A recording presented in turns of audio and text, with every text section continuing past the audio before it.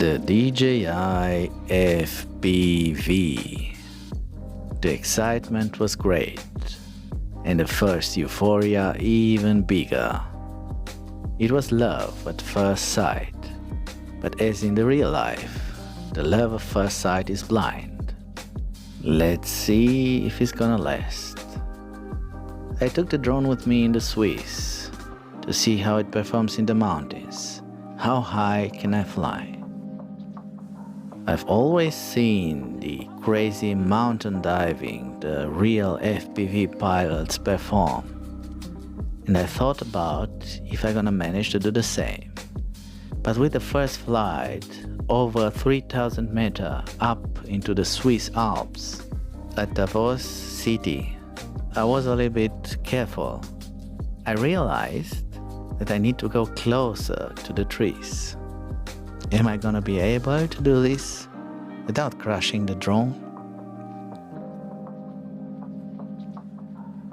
Well, at least I tried. And then, suddenly, I realized how difficult it is for the FPV pilots, which I used to laugh about, to do these crazy shots into the woods, close to the surface, close to the objects, through the objects. And the love between me and the drone started to fade. Slowly. I mean, it was still fun to fly it, but it was something that was bothering me. And I didn't realize in that moment what. I mean, it's like in a relationship where it is something, but you are too comfy to say it or to see it. And finally, I needed to accept the fact that it was harder to fly as I thought would be. That is what was bothering me. So I gave it another chance.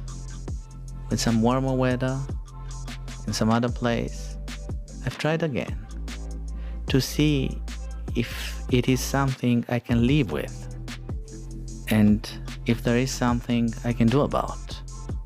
But instead, I found some other issues. You know that moment when you want to go to a party or you want to go in the city and you are ready and she lets you wait and wait and wait because she's not ready? In a way, I felt like that. It takes a while to put it in place and to fly.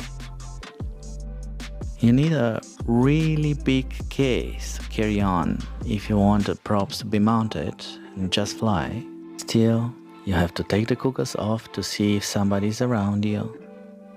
And you have to connect them with this long cable at the battery, which I don't know where to put. If I'm having it into my pocket and I want to leave the goggles on the bicycle as I'm landing, I cannot do this.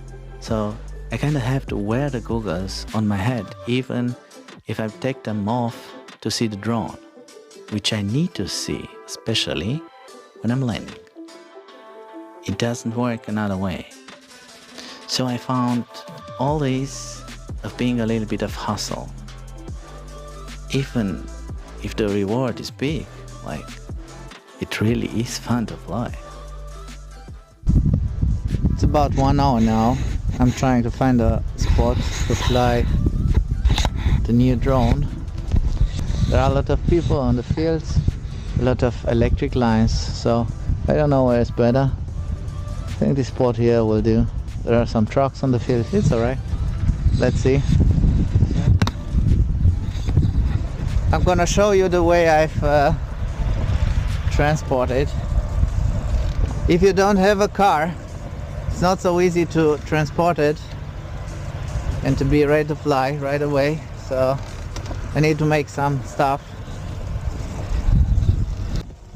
So this Pelican case is maybe a subject for another video. All you need to know is that it's an Army class suitcase for gear. I mean, you can drive over and nothing happened. or you can throw it into the water. It even has a decompression ventil for the air pressure in the plane. And what about a motion controller? I mean, it's fun, but how to land this thing with it? This was a little bit challenging, let's say it this way.